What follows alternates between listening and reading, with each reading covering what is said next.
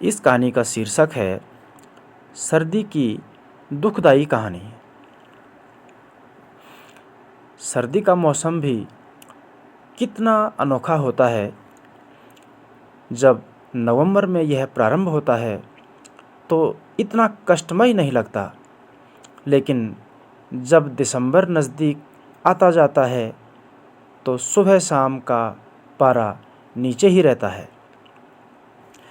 कड़ाके की सर्दी का यह सफ़र कैसे कटेगा, बस यही सोच रहा हूँ। एक एक दिन काटना जैसे एक युग काटने के समान है। सुबह की धूप तो अमृत के समान लगती है। ऐसा लगता है मानो घंटों इसी तरह बैठे रहें और समय आगे न बढ़े। यदि कुछ देर पहले ही टॉयलेट जाकर आए हों और दोबारा जाने की आवश्यकता पड़ जाए तो बहुत कष्ट लगता है। गुस्सा भी आता है। यदि अपना वश होता तो कभी दोबारा नहीं जाता, लेकिन इस पर अपना कोई नियंत्रण नहीं है। अब बीच बीच में चाय भी पीनी होती है, या भूख लगती है तो भोजन भी बनाना होता है। कुछ भी कार्य करने के लिए जल्दी से हिम्मत नहीं होती है। ऐसे मौसम में क्या हालत होती है, इसे शब्दों में पूरी तरह से कह पाना संभव नहीं है। कल मैंने एक चीज़ महसूस की। कल शाम की बात करूं, जब मैं अपने रूम पर पहुंचा, अंधेरा हो चुका था। मोहल्ले की लाइटें जल रही थी और सभी लोग अपने अपने घरों के अंदर थे। मैंने ताली खोलने के लिए चाबी निकाली। ताले पर चाबी घुमाई तो तभी एक दारुण सी आवाज़ सुनाई दी। मैं ठिठक गया। फिर से मैंने वही आवाज़ कानों में आई। इधर उधर देखा। मेरे सामने ही एक तुन का बहुत बड़ा पेड़ था। 5-7 मीटर ऊंचाई पर वह पेड़ 2 हिस्सों में बढ़ता है। एक बंदर वहाँ छुपा हुआ था, लेकिन मुझे साफ साफ सामने नज़र आ रहा था। उसने फिर वही आवाज़ निकाली। उसने मुझे देख तो लिया था, लेकिन उसने बिल्कुल भी भागने की कोशिश नहीं की। मैं 2-4 कदम उसकी तरफ गया, फिर सामने तार पर टंगा अपना गमछा निकाला, लेकिन उसने भागने का बिल्कुल प्रयास नहीं किया। मेरे मन में भी यह जिज्ञासा रही कि यह भागेगा या नहीं।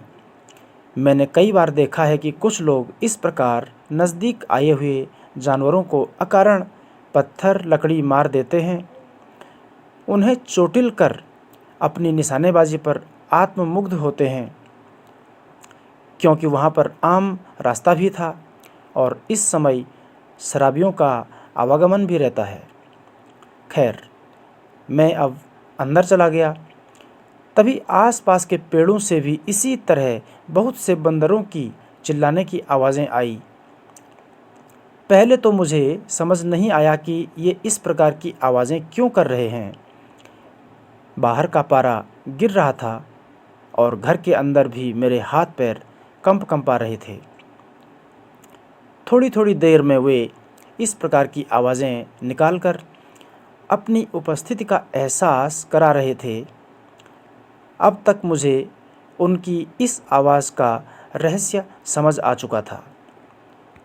मैंने चाय बनाई और अपने पैरों पर कंबल डालकर चारपाई पर बैठकर चाय की चुस्की लेते हुए यूट्यूब पर समाचार देखने लगा।